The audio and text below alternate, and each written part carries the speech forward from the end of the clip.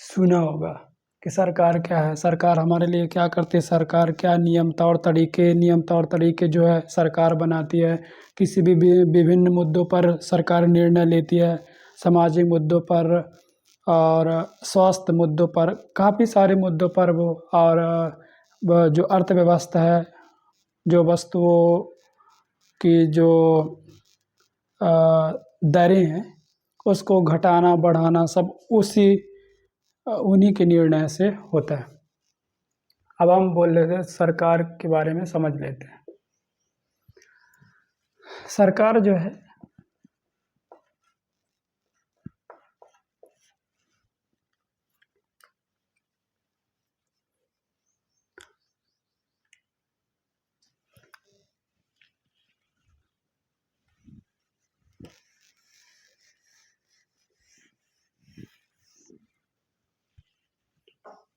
इसका स्याही को हुआ तो हुआ क्या।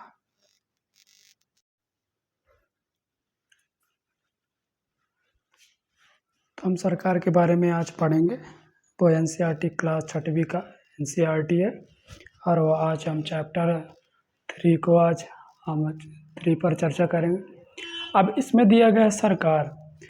अब आपने सरकार के बारे में सुना होगा कि सरकार जो है हमारे जीवन में कितनी महत्वपूर्ण भूमिका निभाती है, और सरकारें क्या करती है, सरकार कैसे निर्णय लेती है, और यहाँ कितने प्रकार की जो है सरकारें हैं। और हर एक देश में अलग अलग सरकारें हैं। जैसे हमारे भारत में लोकतांत्रिक सरकारें हैं, राजतंत्र ये नहीं है। और सरकार जो है जब बाढ़ पीड़ितों को राहत सामग्री प्रदान करता है, सरकार जैसे सूखाग्रस्त क्षेत्र को है सूखाग्रस्त क्षेत्र घोषित भी कर सकता है। जैसे सरकार ने एक टाइटल है, सरकार ने 15,000 से अधिक गांवों को सूखाग्रस्त घोषित किया। तो सरकार ही क्यों घोषित करता है, हम इस बारे में आज चर्चा करेंगे। हमारी सरकार क्या है, हमारे जीवन में कितनी महत्वपूर्ण भूमिका अदा करती है, क्या करती है, वे निर्णय कैसे ले लेती है, और अलग अलग प्रकार की सरकारें पाई जाती हैं। तो हम ये आज इनके बारे में समझ लेते हैं। सरकार क्या है।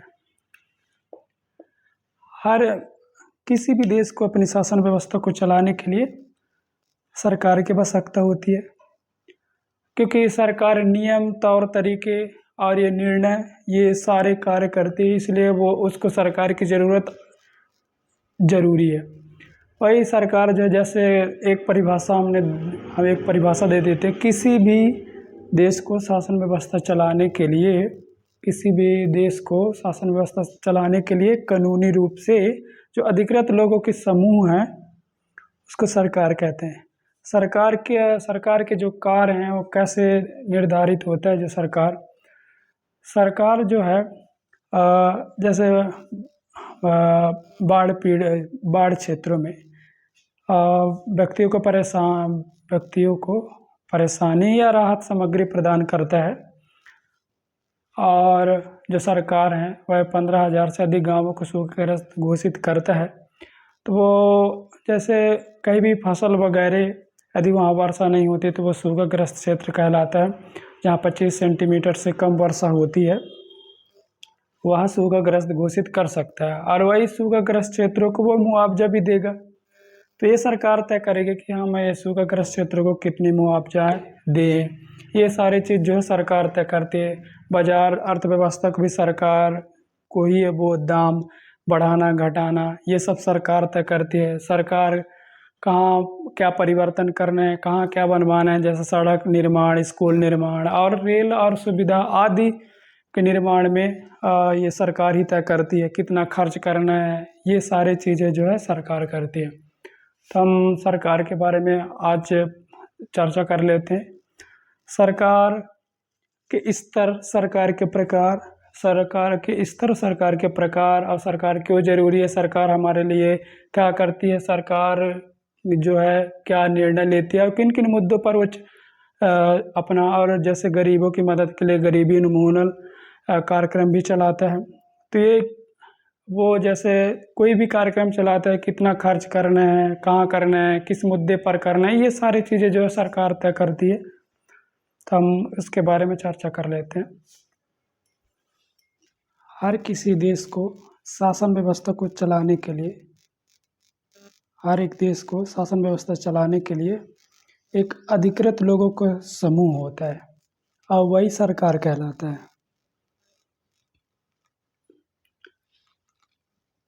और सरकार जो है विभिन्न मुद्दों पर निर्णय ले सकता है। सरकार विभिन्न मुद्दों पर निर्णय ले सकता है, जैसे कहाँ सड़कें बनानी है, कहाँ स्कूल खोलने हैं और रेल और सारी सुविधाएं। और जैसे अर्थव्यवस्था को ले लेते हैं तो अर्थव्यवस्था में किसकी दर कम किया जाए, किसका दर बढ़ाया जाए, ये सारे दरें कम करना, बढ़ाना, ये सब सरकार ही तय करती है। और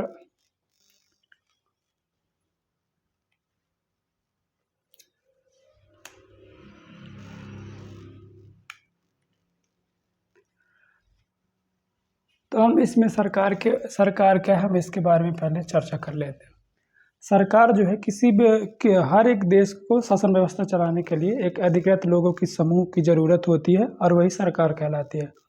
अब हम चाह रहे हैं कि सरकार क्यों ज़रूरी है हमारे लिए, हमारे दैनिक जीवन में सरकार कितनी महत्वपूर्ण भूमिका निभाती है, हम इस बारे में चर्चा करेंगे आज कि सरकार क्यों ज़रूरी है। हमें सरकार, हमारे यहाँ जो सरकारें हैं कौन सी सरकारें, लोकतांत्रिक सरकारें हैं या राजतंत्रीय सरकारें। तो हम आज ये दोनों सरकारों के बारे में चर्चा करेंगे, दोनों में अंतर भी तय करेंगे कि लोकतांत्रिक सरकारें और राजतंत्रीय सरकारें हैं जो किस मायने पे अपनी किस तरह भूमिका निभाती है, और उनके बीच अंतर को भी स्पष्ट करेंगे।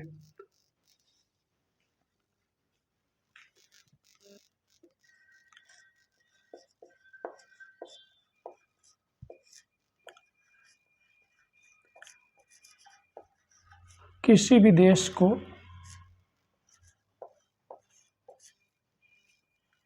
किसी भी देश की शासन व्यवस्था को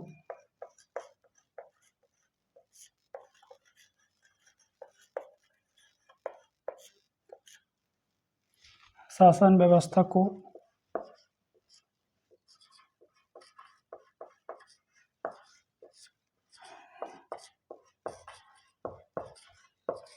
चलाने के लिए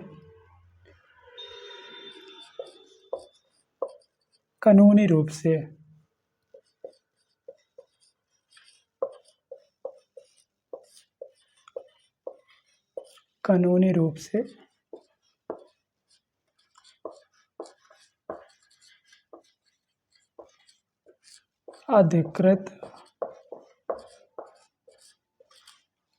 अधिकृत लोगों के समूह ही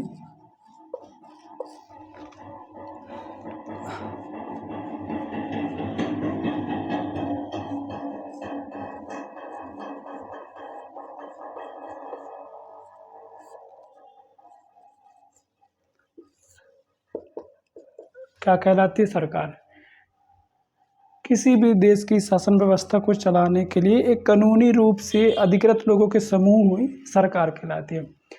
अब सरकार का हम अर्थ मान लेते हैं, कार्यपालिका, विधायिका, कार्यपालिका और न्यायपालिका है। ये तीन हैं जो सरकार के अंग जो जितने हैं उनका अर्थ समझाती है।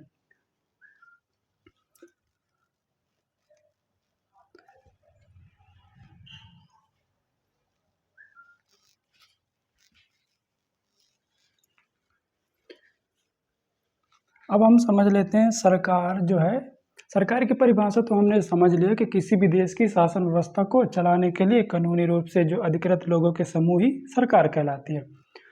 अब हम जो सरकार का जो अर्थ, एक सीधे अर्थ हम समझ लेते हैं।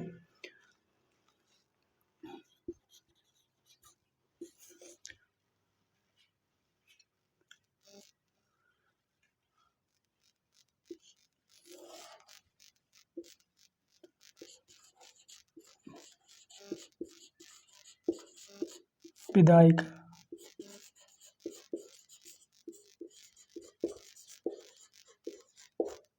कार्यपालिका और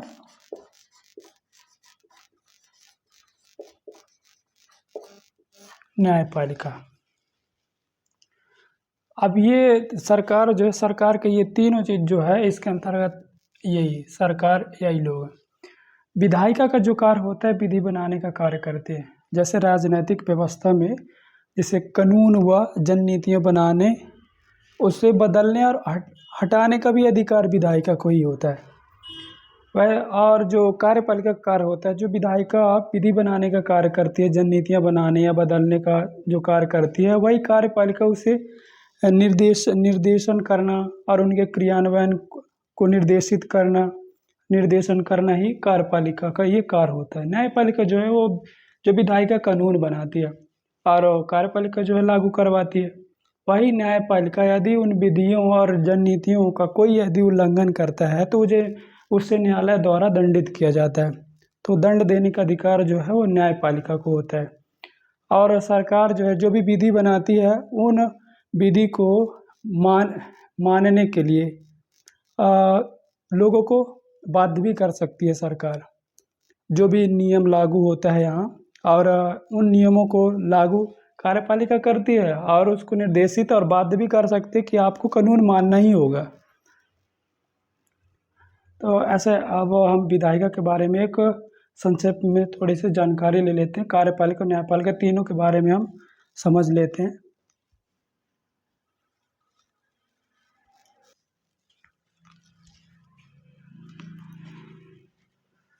आवाज़ अच्छा।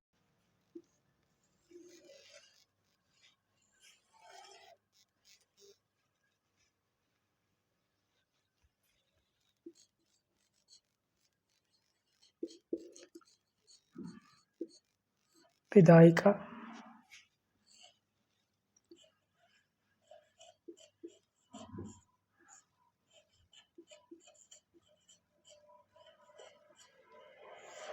कार्यपालिका